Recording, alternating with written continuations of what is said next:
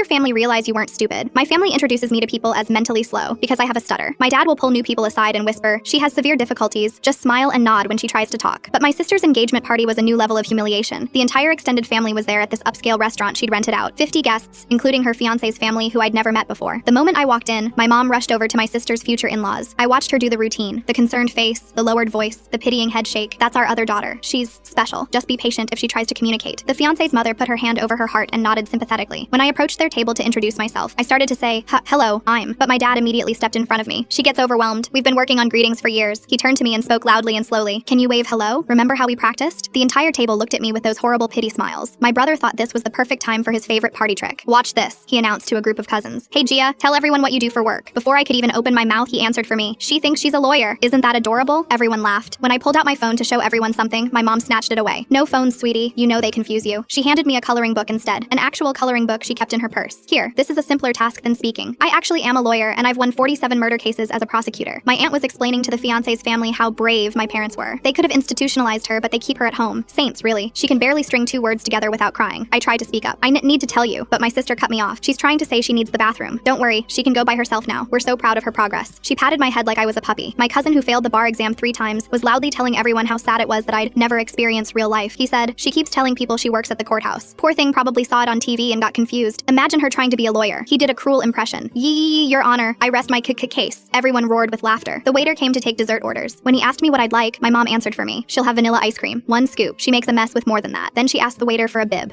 The waiter looked confused, but brought one anyway. My phone was buzzing constantly in my mom's purse. I could see it lighting up with call after call. Mom noticed and turned it off completely. Probably spam calls. She signs up for things she doesn't understand. That's when the restaurant door burst open. 3 police officers walked in, scanning the room urgently. Everyone went silent. My dad stood up nervously. "Is there a problem, officers?" The lead officer spotted me and walked straight over. "We've been trying to reach you for an hour. There's been an emergency." My aunt laughed nervously. "Officers, you're confused. This is my niece. She has special needs. She can't even tie her own shoes." The officer looked at her, then back at me. "Ma'am, are you not ADA Giovanna Padilla, the lead prosecutor who just finished the triple homicide trial?" My mom stepped forward. "This is impossible. She's mentally disabled. Show them, sweetie. Try to count to 10. The younger officer's eyes went wide. "Wait, you're the prosecutor from last month? The one who gave that 8-hour closing argument?" Not a single stutter. The judge said it was the most brilliant prosecution he'd seen in 30 years. My sister dropped her champagne glass. It shattered on the floor. The third officer stepped forward. "You convicted my brother's killer last year." I sat in that courtroom for every minute. 12 hours of cross-examination without a single hesitation. My dad's face went white. But she can't even order food without crying." "Not in court," I said, my voice suddenly clear and strong. "Never in court. When I'm defending justice, when victims' families are counting on me, my voice has never failed." The lead officer interrupted. "We need you immediately. The governor's personally requesting you for an emergency grand jury. A family of 4 was murdered. You're the only prosecutor they trust with this." My cousin's mouth was hanging open. I stood up, removed the bib, and handed it to my speechless mother. "The state rests."